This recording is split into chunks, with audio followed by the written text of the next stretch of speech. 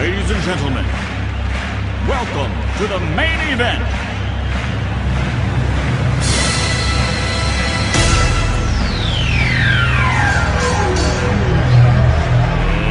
Let's get ready to rumble!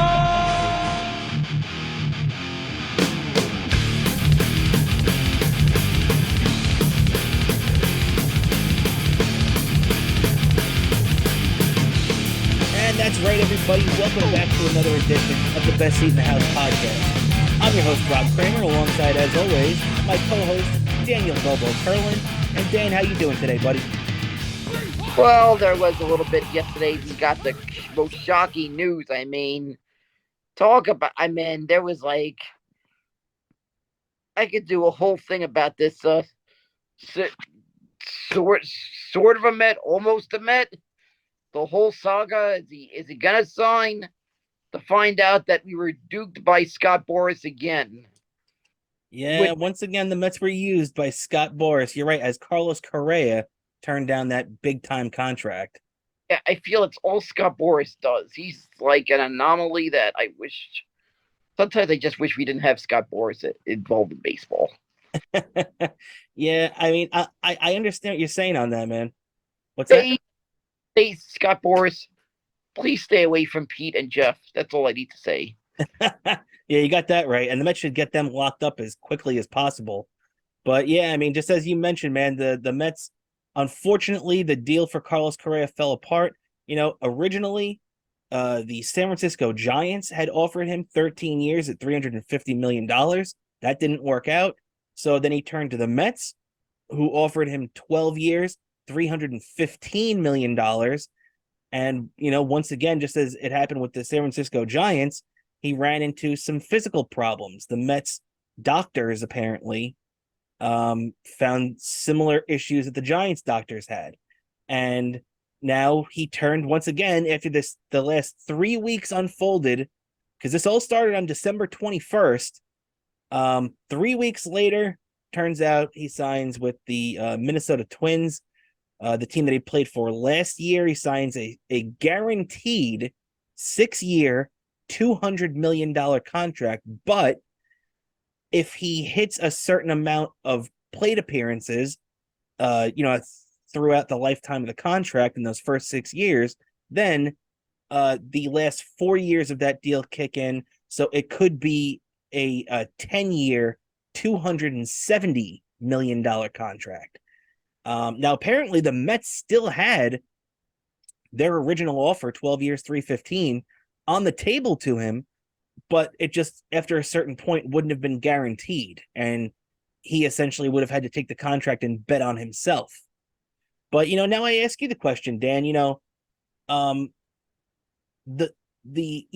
Carlos Carrasco obviously wasn't willing to bet on himself, because if he was, he would have taken the Mets deal thinking that he's going to be healthy.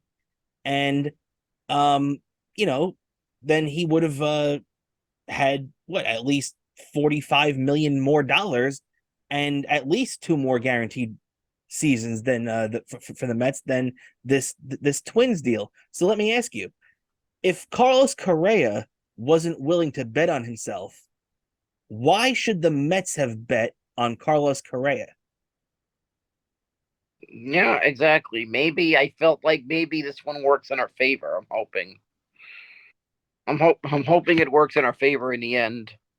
Yeah, man. I mean, I definitely get that. I think I hope it works in our favor too. I mean, I really hope that when we look back on this deal, 5 or 6 years from now, and I don't wish anything ill on Carlos Correa. We might not be his biggest fans right now, but I don't want anything ill will on him. But yeah, I just works out for us, and I say that I said by this year or next year, by 2024, I'll be able to say that there's a third New York Daily News on the wall. For the championship. You're right. And actually, we'll get into that in a little bit. But actually, MLB.com or whatever it was predicted that the Mets are going to win the 2024 World Series. So that's odd, but we'll get into that in a minute. But you know what what this really boils down to, though, is, we don't wish anything bad on Carlos Correa. But to be honest, I don't. I think that Carlos Correa is going to be okay. I think that this deal is going to go. It reminds me a lot of the Vladimir Guerrero deal when he signed. When everybody said when he was leaving the Montreal Expos after the 2003 season, everybody said, "Oh, watch out for the Mets because the Mets want to bring him in. He's going to be a Met." And then before anything happened, before the Mets could get any contract done with him, the doctor stepped in and said they had a problem with his back and that he was going to end up, that his back was going to prevent him from living out the life of this contract. Well, typical Mets fashion, he goes You're out there. there You and plays for froze another. up, What's that? and you froze up. Okay. Well, in typical Mets fashion, Vladimir Guerrero goes out there and has an MVP season. He wins the MVP in 2004 and played for another 10 years. This guy was in the big leagues until 2013, 2014, right around there. And the Mets doctor swung and missed on that one. Now, I'm telling you this much. Over the last year and a half, Mets doctors have nixed contracts now with two potential stars, two guys. We got Carlos Correa, who they better be right about. I'm telling you right now, the Mets doctors better be right about Carlos Correa. Like we said, we don't wish ill upon him, but you can't nix this big contract of bringing this star, that this completely almost franchise altering move. And I know a lot of fans haven't wanted to act like that was the case. It was a franchise altering move bringing a guy like Carlos Correa in. And to act like it's not is insane to me. The guy was the number one overall pick. He's a World Series champion, one of the best defensive players in baseball. He's got 18 career playoff home runs. This guy is exactly what the Mets needed to plug in on this team. What's the letdown level for you now? With now we turn to Brett Baty. Are you happy that Baty is being given this chance? Or do you feel like it's a letdown, man? Like we're once again relying on a rookie to produce for us when we could have had Carlos Correa? I feel it's like 50-50. I'm up. I'm like bummed out. We lost out on Correa. Who knows? Maybe they saw something that we didn't quite know. But at the same time, I feel like maybe we might have Beatty might be able to live up. Hopefully, lives up to what we expect. Of course, only time will tell. We do got. I have Beatty's probably going to get a lot of at bats during spring training. So we'll see what happens there. Another one I expect to get a lot of at bats during spring training. I expect Alvarez to get a lot of at bats during spring training. Yeah, man. And that's where I was going next, actually, because we all knew going into this season that we were going to be relying to a certain extent on production from Francisco Alvarez. Now we're also going to be relying on production from Brett Baty.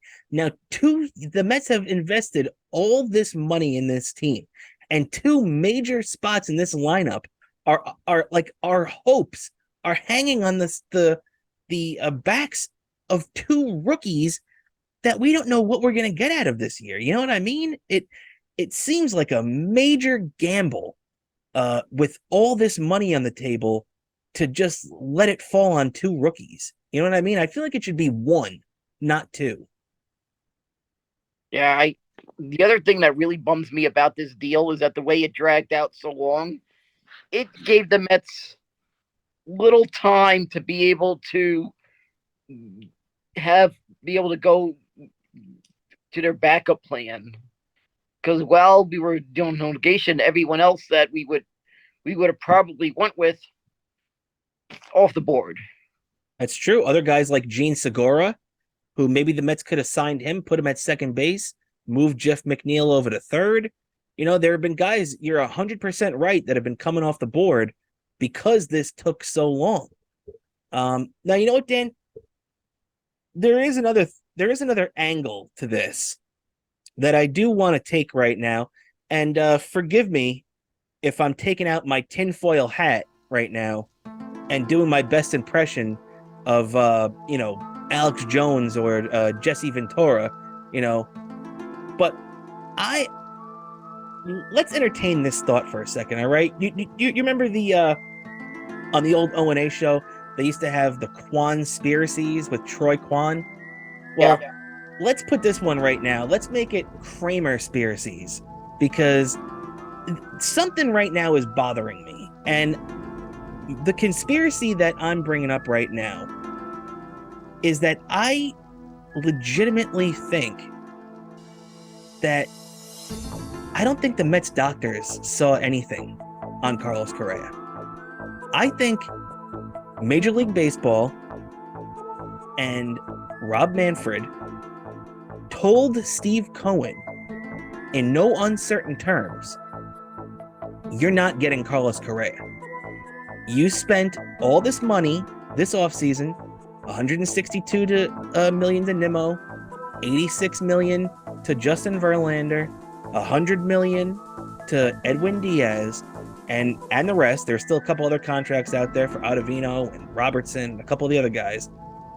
All that money combined, the Mets payroll was going to be $385 million this year after everything cleared, including Correa. And then on top of that, there would be a $100 million tax that the Mets would have to pay. So you're telling me the Mets, for all their payroll considerations with tax and everything, would be nearly $500 million. Now, think about that. Okay, by far the most money spent ever for a team in baseball. Okay, understood. Let's think of the other side of the coin, right? Do you realize, Dan, that there are 8 teams in Major League Baseball that don't have a payroll over $50 million? Which means that the Mets payroll would be 10 times higher than those guys' payrolls. We're talking Baltimore. We're talking Tampa Bay. We're talking Pittsburgh. We're talking all these, Cleveland, all these lower tier teams, payroll-wise, right?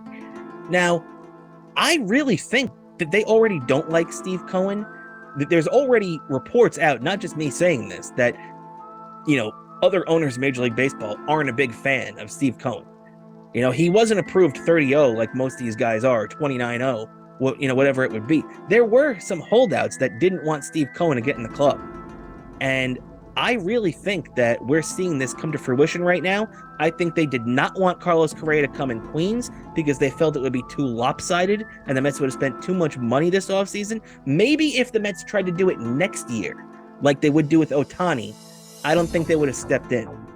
But I think and this is just conspiracy theory hour right now with me directing, guiding this tour. It just seems like too much of a coincidence that the Minnesota Twins, who have never given out a contract this big before, 10 years, $270 million. If Correa gets hurt by year 4 or 5, and the rest of that contract is garbage and they have to eat it, that sinks the Twins. That they're done for a decade. For a decade, they're done. They can't spend money. They are shot. The Mets, even if the Mets signed Correa this year, they're still going to go out and try and get Ohtani next year. The level of risk was much more on the Twins than it is the Mets. And now that I got that out, what do you think? Now that I just laid that all out, do you think there's any merit to anything I just said? It probably is. They probably went and paid off the doctors. Well, not even the doctors, too. That could be true, too. You never know. I mean, that would be like really movie stuff. And you're right. I could see that, especially with Manfred. This guy, I don't trust that guy as far as I can throw him.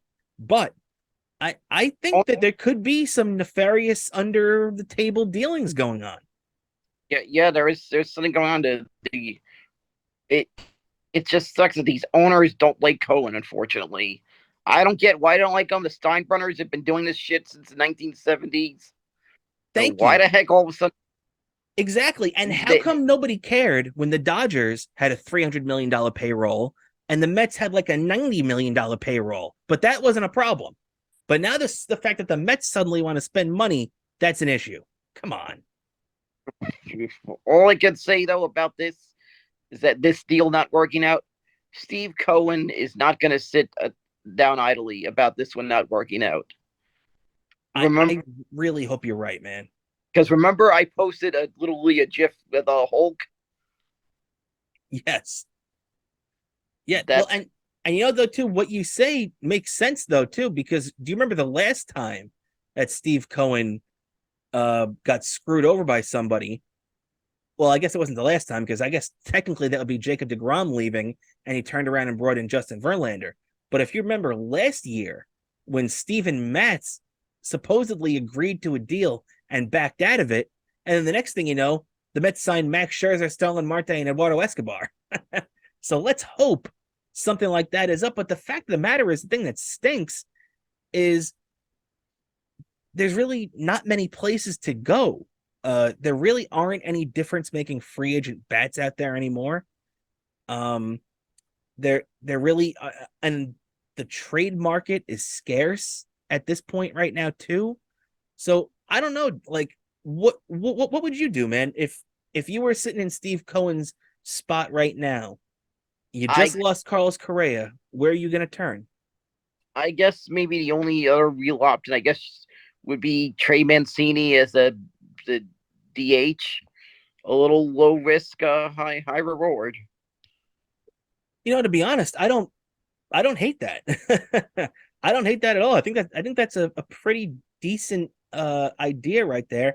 I mean, it's not going to live up to Carlos Correa, but I I would not complain if the Mets brought in you know, Trey Mancini at all. I think that's a worthwhile risk. You know, another guy people were talking about was Nelson Cruz, which I never really thought that was going to happen anyway. And he signed with the San Diego Padres today. So, you know, all these options, like you said too, because this took so long and dragged on so long, a lot of these options have diminished and or just flat out gone away, signed with another team. So really just gotta hope that, like you said, Stevie Cohen has something up his sleeve because it's a big letdown. And you know what? One more thing before we move on from Correa. You know, we mentioned this last week too. When the Mets announced, or when the news broke that Carlos Correa had signed with the Mets on December 21st, the Mets that day sold over $1 million in ticket sales for one day. $1 million. The Wilpons never were selling tickets like that. And, you know, Stevie Cohen did it in one day.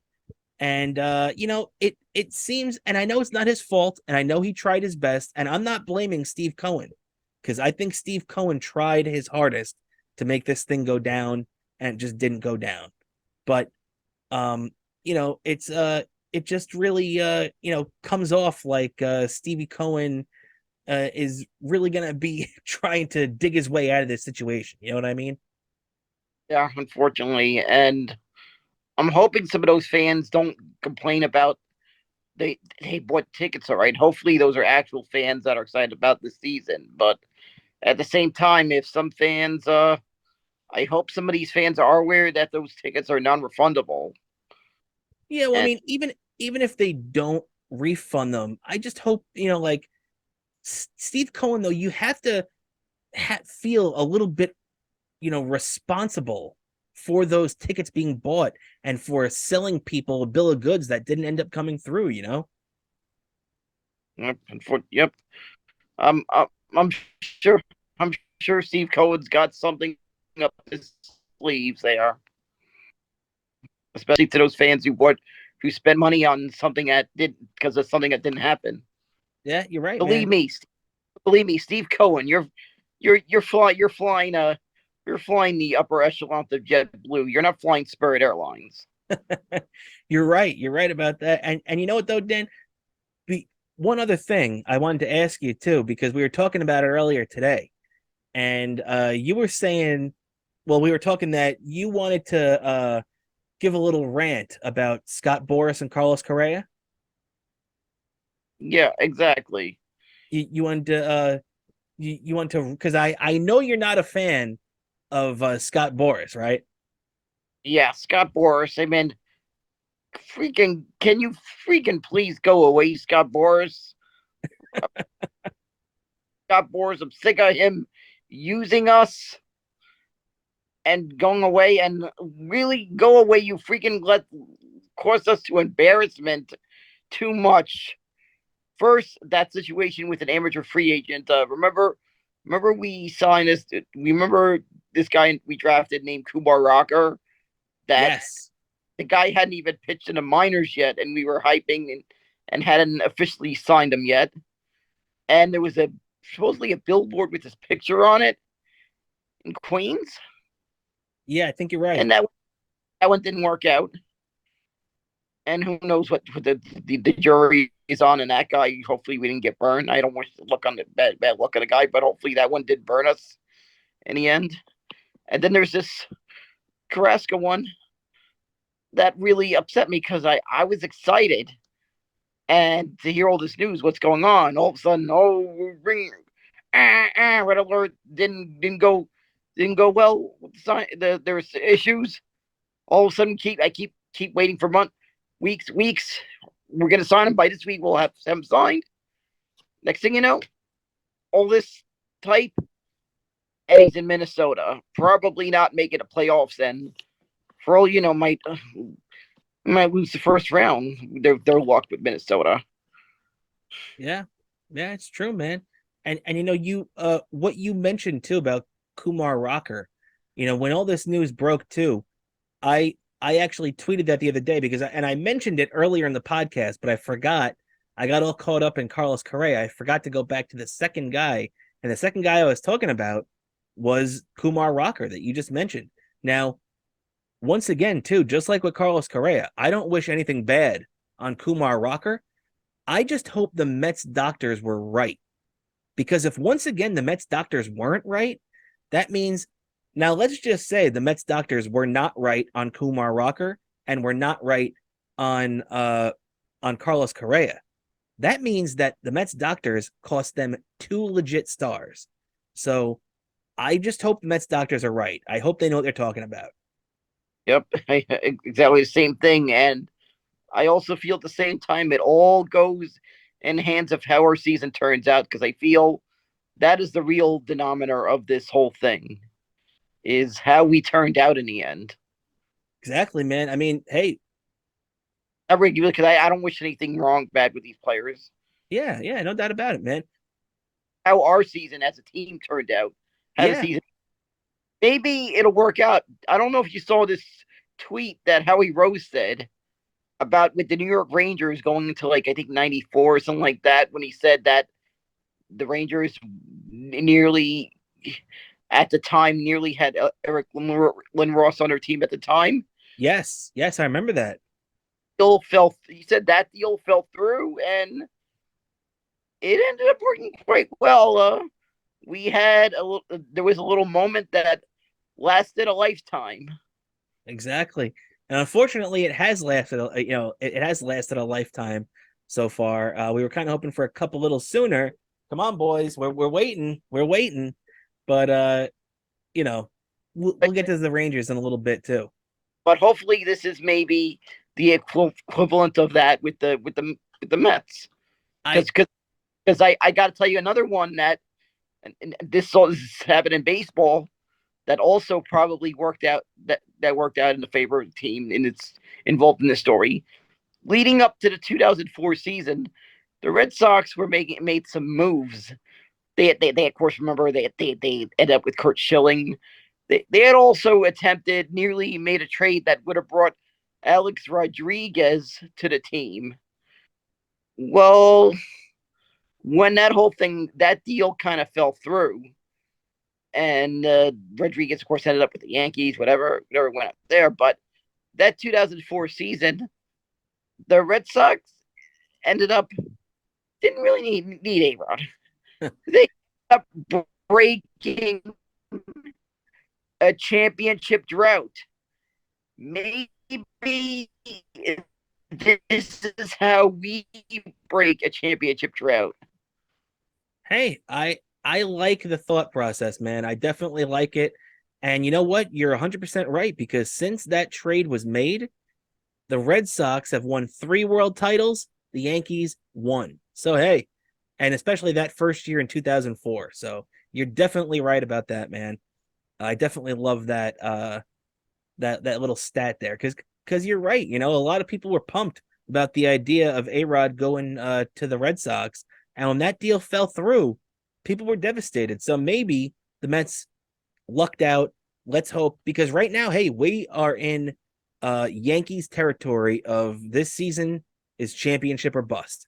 So you have to do something, or you're just gonna be remembered as a bust, like the 22 Mets, led the division all year, blew it the last week, and then lost in before really even the first round. You lost in the wild card round to the San Diego Padres, and nobody will really remember 2022 for anything other than that. So we got to win a championship next year, and I'm pumped, man. I just it stinks we're not going to have Correa, but we're going to have a very solid team, and we've been saying this the whole time. Let's just hope that our boy Stevie Cohen has a couple of tricks left up his sleeve, right? Exactly. I know Stevie Cohen. He'll have a couple of tricks left to sleeve.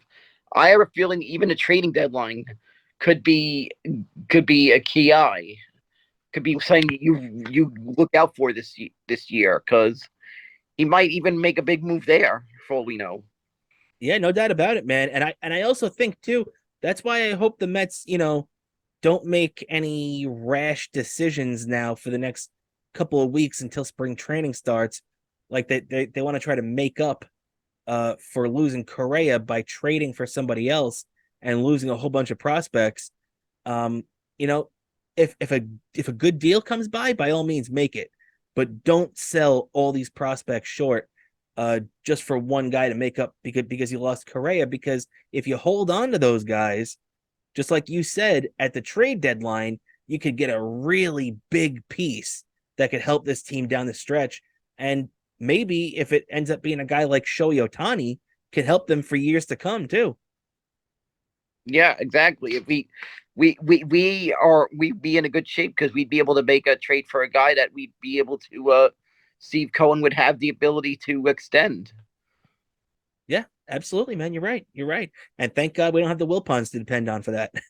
And I really feel like Shohei Ohtani works in our favor because apparently he when a few teams he'd accept a trade to is the Mets because apparently there's a relationship there with Billy Epler.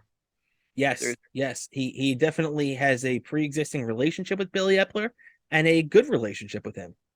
mutual respect with Billy Epler because he apparently felt comfortable signing with the Angels because of Billy Epler and said he'd feel comfortable signing with the Mets apparently because of Billy Epler. So that might work in our favor. All right, and now that we got the Correa and Mets talk and all that stuff out of the way, let's jump into some playoff football now, Dan. As we got your New York Giants getting ready for their first playoff game since 2016 against the Minnesota Vikings this week, man. A lot going on now for the Giants. They're starting to get a little bit more healthy. You're getting guys back. Xavier McKinney's back. Saquon Barkley's had a couple of weeks to get himself healthy now. There it seems to me like, Bellinger is back now. Seems like the Giants are starting to fill out again. What's your confidence level heading into this weekend now? I am very confident in the Giants. All right, I just have a feeling we're winning this game. I'm gonna go and predict a score of 27-6.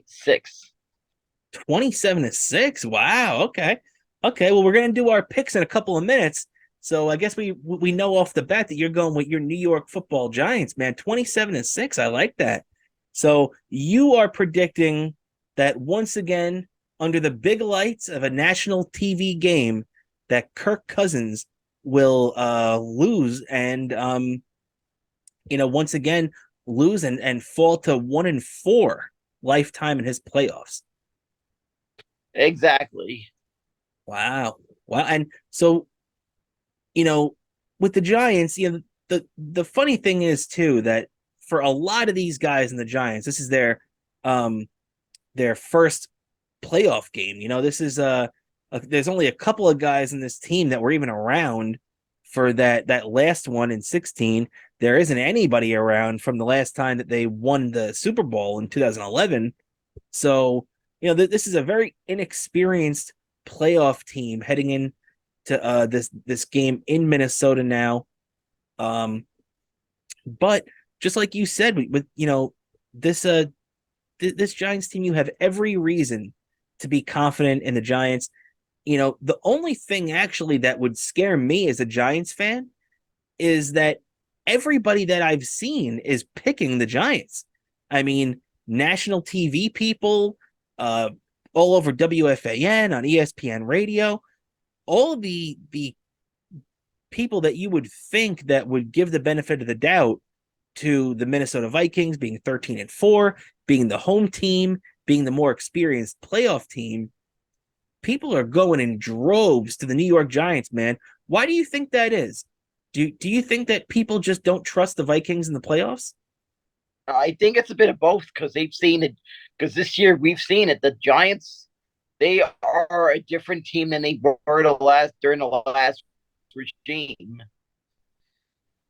The Dable has just gotten this team in a tip-top form for the to win, and they've just bought into his system, and they just seem to have been able to rally around him. And plus, Daboll seems to have the credibility from his days when he was on a coaching staff that won a national championship at Alabama, and he was on a coaching staff that turned around a franchise that hasn't been a contender in years in Buffalo. And he seemed to have brought that credibility. Yeah, it's true, man.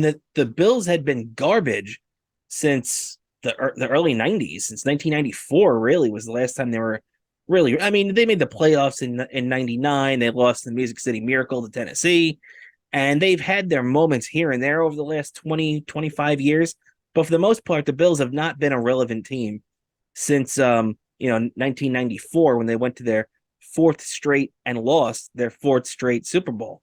So this is a team that definitely needed a culture change. Brian Daboll got in there, helped change them, helped set up the game plan, and really get Josh Allen ready to be a top-notch quarterback in the NFL, and a playoff-ready quarterback. And right now he's got the opportunity to do the exact same thing for another young quarterback that a lot of people, if you remember Josh Allen's first season in the NFL, it didn't go well. It was pretty freaking bad. And a lot of people thought that coming out of that draft, that the Jets had gotten the better quarterback in Darnold over Josh Allen. Obviously, that ended up not being the case because Josh Allen really came into his own that second year and took a bunch of steps forward. But that just goes to show that the coaching and everything like that can really help play a role in these guys' development. And I think Daboll was just the guy to do it, to unlock Daniel Jones and to get him. I mean, hey, they helped get him to the playoffs right now. Now they just got to jump on Daniel Jones's back and hope he doesn't make the big mistake. Exactly. He's got to make the big mistake. And I have a feeling this team played Minnesota very close. I think that game during the regular season, the Giants could have easily won that game. That was just a totally shocker, that 60-yard field goal. I didn't even think they're going to have it right. I feel like the Giants have going to carry that momentum into this game. Very winnable for the Giants. No doubt about it, man. I mean, to lose a game on a 60-yard field goal, 61 yards, whatever it was, is heartbreaking. And it's almost unrealistic. It's crazy. I mean, when me and you were growing up watching football in the 90s, the idea that somebody was going to hit a 61-yard field goal, even back then, a 50-yard field goal was considered like, I don't know if he's going to hit it or not. 50-50 shot if you're lucky. Today, man, these guys are knocking down these 50, 60-yard field goals like it's nothing. So, yeah, I mean, to lose the game like that, definitely heartbreaker. It definitely also showed me, too, that the Giants still had some fight, because if you remember, they were down 24-17 with about 2 minutes left in that game, and Saquon Barkley punched one in to tie it up. So the Giants were still fighting in that game right into the end, and unfortunately, the Vikings, who are a good team, just managed to pull that one out in the end. So when you look at the rest of the matchup, how do you feel about this Vikings defense? This Vikings defense is very bend don't break type of defense where they're gonna the Giants are gonna get their opportunities. This is a pretty decent defense. They make big plays when they have to, but you can move the ball on them. It's not like you're playing the 85 Bears, right? Yeah, I feel this is a defense that they can make plays on, and hopefully that stays true and works out in our favor. Oh yeah, no doubt about it. Now for the rest of the league too. Well, actually, let's take a look around right now because the Giants will let's roll right into our picks. As a matter of fact, as we'll start off with the Giants because you picked the Giants to win 27-6, so that means you're taking the Giants +3. So I think I can definitely understand that. You know what though? For some reason though, for me, all these people picking the Giants, I know if it was my team, if it was the Jets, that would scare the shit out of me. I don't know why. Maybe it's just my insecurities as a Jets fan and a Mets fan and all that stuff coming into it. But all the people picking my team would scare me. I think also too, a lot of people are discounting the fact of what a good team Minnesota is.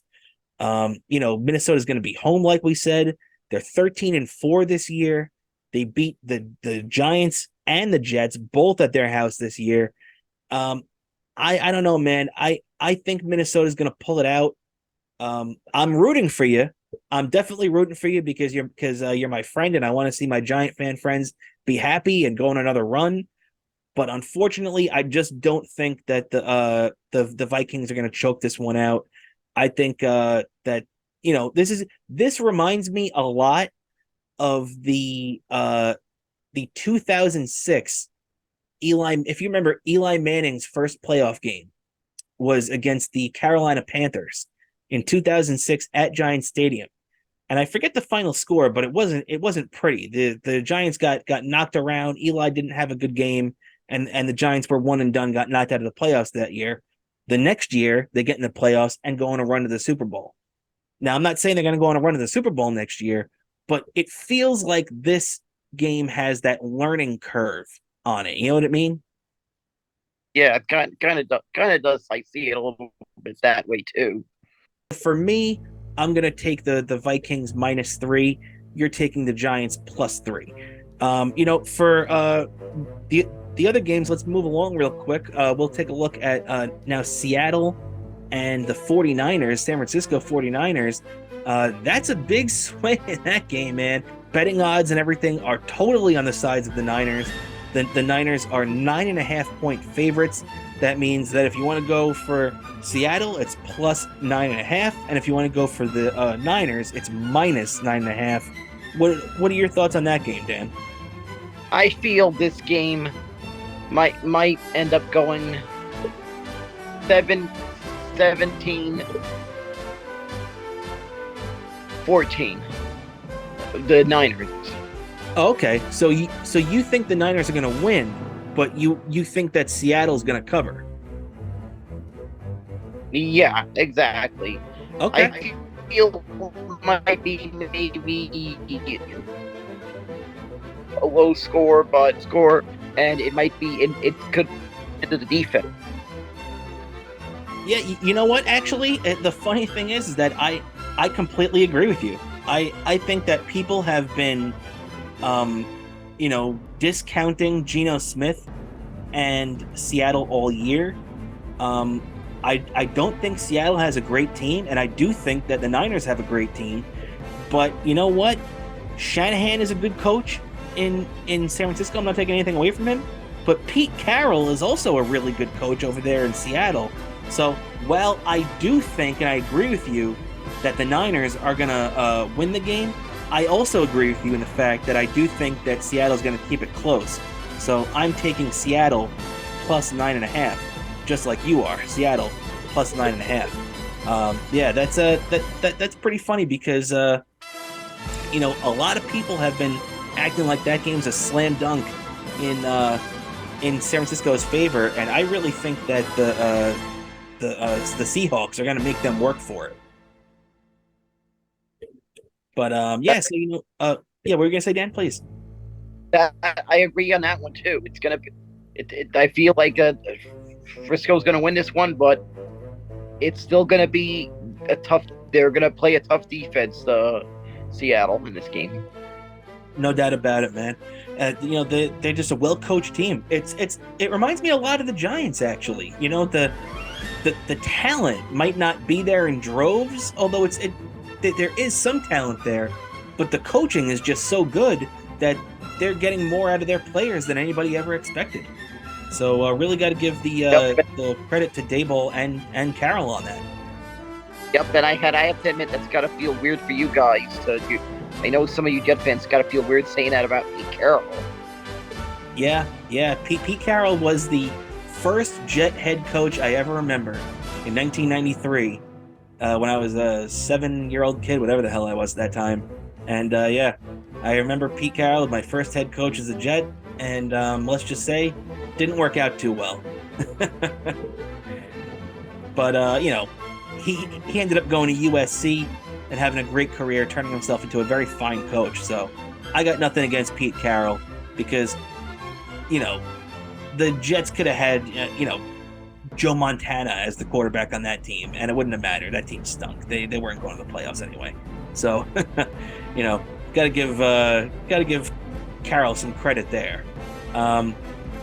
Moving on now, let's take a look at the Chargers and Jacksonville. Pretty much right now, it's almost a coin toss. It's a coin flip at this point, a push almost, but they're giving the edge to the Los Angeles Chargers -2, 2-point favorites right now. The Jaguars are the home team and a 2-point underdog. What are your thoughts on that game, Dan? Well, I feel this one. I feel a certain whiskey drinker that we see that doesn't show will probably be seen. Maybe 14-7 Charge win. Like two teams that are kind of maybe mediocre is the best way to describe it. It's kind of what I expect of this game. Might be a little bit of an offense struggle on both ends. Yeah, I could definitely see that. You know what though? For me, wait. So which team did you pick? The Los Angeles Chargers. Okay, so you picked the Chargers -2. You know what? Actually, I'm gonna have to go head to head with you on that one because I'm gonna take Jacksonville. You know what? Maybe it's recency bias for me, but I just saw the Jaguars, have that game against the Titans last week. I saw them play, my Jets a couple of weeks ago. And I just feel like the Jaguars are the hot team right now, especially the fact that they're home. I would feel much less confident if the game was being played in LA. But the fact that it's in Jacksonville, Trevor Lawrence's first playoff game, they're a hot team. I'm a big fan of their head coach too, for Jacksonville, and I just think that they're gonna pull it out. I don't know why. I just feel like they're gonna pull it out. So I'm taking Jacksonville +2, and you're taking the Chargers -2. So a little head-to-head action on that one. As we keep rolling on down the playoff schedule right there, now we'll take a look at the two AFC East teams button heads this weekend. and it's the Miami Dolphins who are starting Shaq Thompson as their quarterback, and the Buffalo Bills, who are the heavily favored Buffalo Bills, 13-point favorites in Buffalo. What are your thoughts on this game? A lot of people calling it the Hamlin game for their return to Buffalo. I feel this one, Buffalo wins this one in a blowout. It's Buffalo. I feel they have the over advantage of the games in Buffalo. It's in their favor. I feel. Yeah, I definitely agree with you on that, man. I think Miami. I have not been a fan of Miami all year. The fact that Miami, it took Miami that much to beat the Jets last week. The Jets had nothing to play for. The Jets were hurt all over the place, and Miami still barely beat them. It was 11-6, but let's be honest, it was 9-6 because they had a safety that was called at the end of the game that was just ridiculous, and they had the horse collar tackle that was even more ridiculous before that. That's me just getting some Jet things off my chest. But hey, the Dolphins barely won that game. 11-6 was the final, and I just don't think that their offense wasn't going anywhere. And not only that, Raheem Morris, their running back, who actually did look good last week against the Jets, I believe he had about 11 carries for 70 yards, is hurt now. He broke his thumb. They're not really sure how he's going to be able to hold the ball. So a lot of questions going on with the Dolphins there. I agree with you. I'm going with Buffalo plus 13, minus 13. So we're both taking the Buffalo Bills minus 13 in that game, right, Dan? Exactly. All right, perfect. And we'll move on. We got two more games left. This one is Baltimore and Cincinnati. They got Baltimore as the 8-point underdog going into Cincinnati, the defending AFC champion. What are your thoughts on that game, Dan? I see this game being won by two field goals? The equivalent to 2 field goals as a margin of victory. Okay, so you're seeing it within a touchdown pretty much. Okay, and who do you have on top? This one, I have Cincinnati on top. Taking Cincy. Okay, yeah, I'm definitely with you on that too. I'm also taking Cincinnati. You know what? I like Lamar Jackson, and believe me, there's plenty of time this offseason where I'm going to have to try and convince myself that the Jets should really go hard after Lamar Jackson. But you know what, though? For him, he's been injured the last 2 years. This is a guy that only has one career playoff win in a bunch of games. I don't know, man. It would be tough for me to take Baltimore here, especially with how they've played lately. So I agree with you. I'm going Cincinnati minus 8 on that game. Yeah, I mean, there's really nothing else to say. Do you have any other thoughts on it? No, that's about all the thoughts I have in this game. All right, and perfect, because we're down to our last game now, which is also a very, very interesting game here, as we got Dallas and Tampa Bay. We have another road favorite, one of 2 road favorites this weekend. You have the Chargers being favored in Jacksonville, and now you have Dallas being favored in Tampa Bay. Jacksonville is only getting 2, and Dallas is 2.5-point favorites here.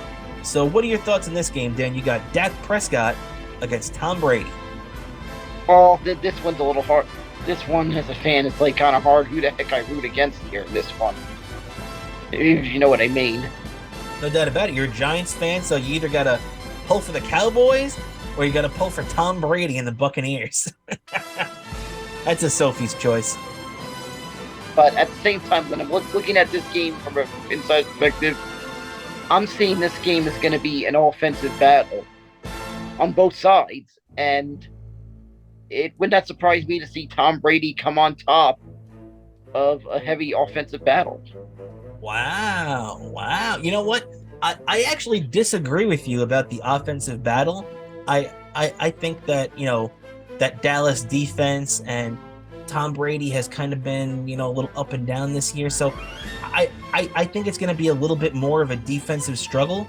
But man, I'm telling you right now, I agree with you.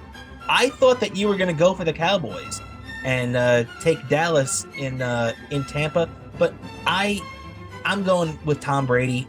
I'm going with the Buccaneers. And I don't think they're going to win the Super Bowl this year. I don't think they're going to go on some kind of crazy run and knock everybody off. But if you're telling me, who do I trust in a playoff game, in a tight game, Dak Prescott or Tom Brady? I'm sorry, it's Tom Brady all day.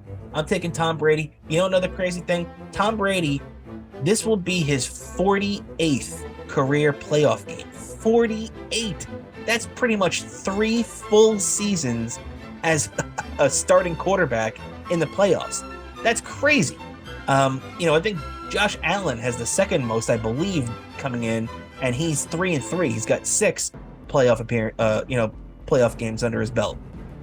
Brady has 47 so far. 48 will be this coming weekend, and in those games, he is 35-12. 35-12. If you take every other quarterback in this playoffs and added them all up, combined, they have 16 playoff wins. 16. Tom Brady by himself has 35. So, hey, just throwing those numbers at you, it's tough to go against Brady for me. But at the same time, I do like to remind, even though it's been a few years since he's on a Patriots, but I will forever remind Patriots fans, 18-1. I will forever remind them of that. And I sometimes love to do it in very funny ways. Different ways. Maybe I'll post a picture of me wearing that shirt or the hat from Super Bowl 42. Maybe I'll post a picture of some memorabilia, maybe the program from that game. Maybe Exactly. it's a little different thing. Maybe that, even the Daily News, or my ticket from because that's when they won that Super Bowl 42. Mm-hmm. Of course, I got the at that parade. I got to be there in front of the steps of City Hall while they were speaking in front of the crowd at City Hall. I was there. Wow. Okay. And you got that little bit of a troll in you, buddy. I love it. Yeah.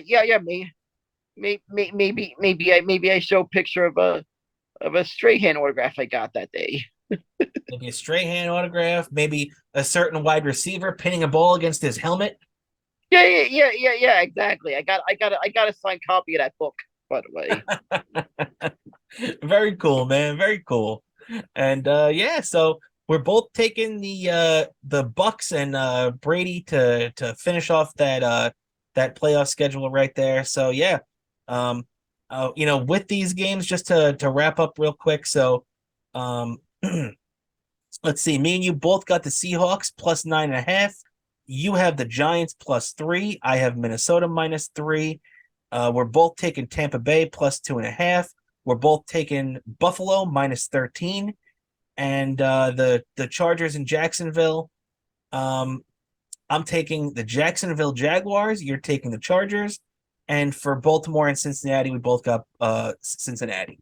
So love those picks, man. I love this time of year. Playoff football is the absolute best. Oh, wait, but I forgot about another thing I forgot to add to that joke. I can even show a picture of that Eli Manning bobblehead I have. That was the day they retired his number, because if you look at the base of the bobblehead, you see they depicted his 2 Super Bowl rings in the base of that bobblehead. Depict you got the rings, man. You got to show them off.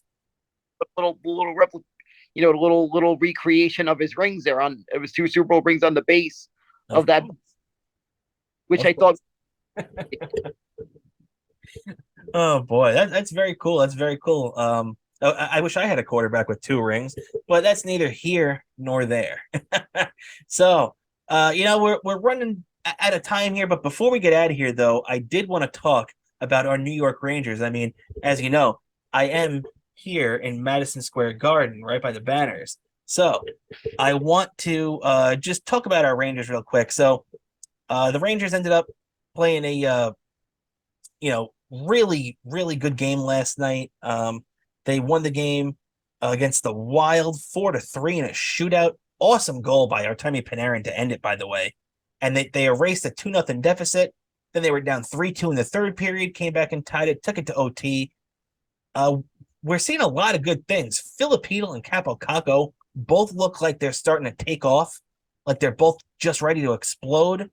And of the other kids in the kid line, or the other kid, Lafreniere, he now is going to get a bigger opportunity because Chris Kreider is injured and is going to be down for at least a couple of games. And it looks like they're going to slot Lafreniere into that top left wing spot. So how do you feel about that, man? I mean, we're going to have a top line of Lafreniere on the left, Capo on the right, and Zibanejad in the middle. That's pretty good, right, man? I like that a lot. I'm a little nervous because we got one of our best scorers, Chris Kreider, a little injured. Sure. But I feel this team has the ability to step up, and we'll see how they do next couple of games. I'll be, of course, watching in the living room as always. Yeah, no doubt about it, man. And the funny thing is too that the Rangers over their last I believe it's over the last 16 games. Well, actually, let's start from the beginning of the season because if you remember the Rangers their first 16 games of the season didn't really go too well. They were 6-7-3, averaging 281 goals a game, allowing 281 goals a game. Their power play was only around 18%, and their penalty kill was under 80.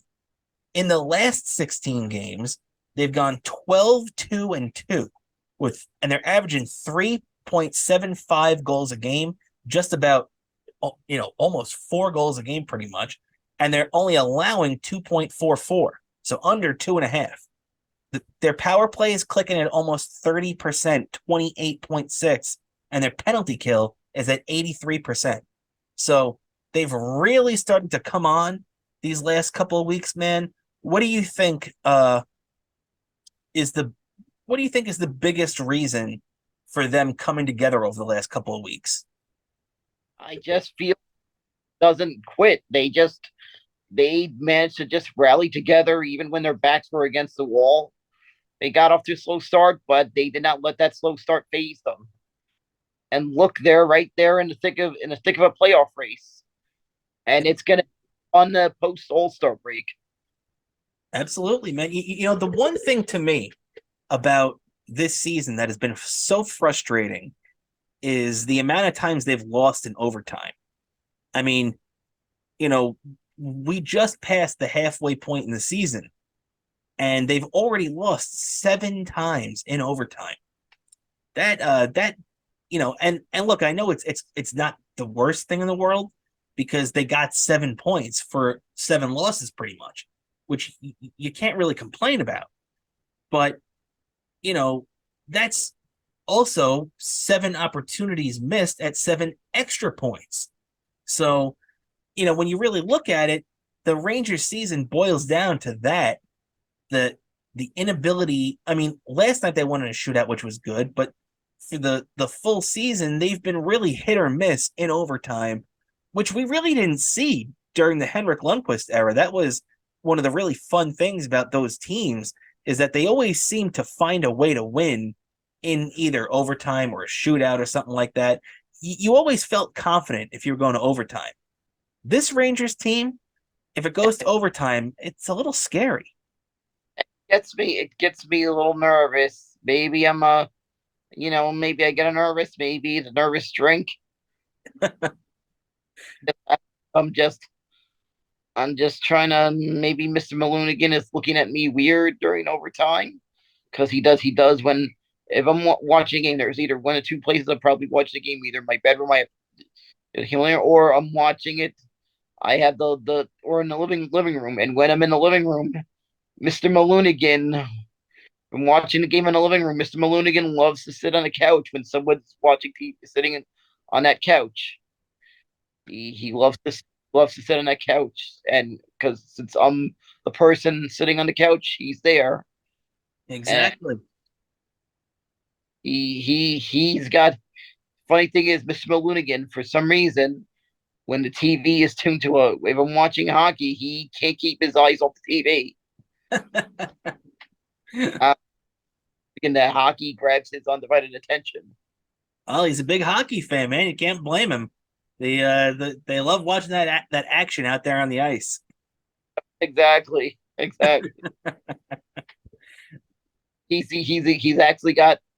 Not only did I get Mr. Malunigan his own little Rangers jersey, I got him his own little replica of the Broadway hat, as you saw during last year during the playoffs. I kept updating after each round.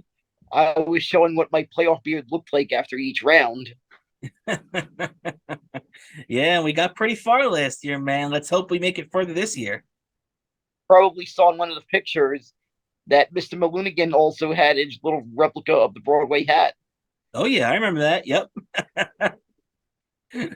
Very cool, man. Very cool. But yeah, so actually, as a matter of fact, we're running out of time here. Running a little low right now, so we're gonna be winding this baby down. As man, we had a pretty fun show tonight, man. A lot we got into, a lot we talked about.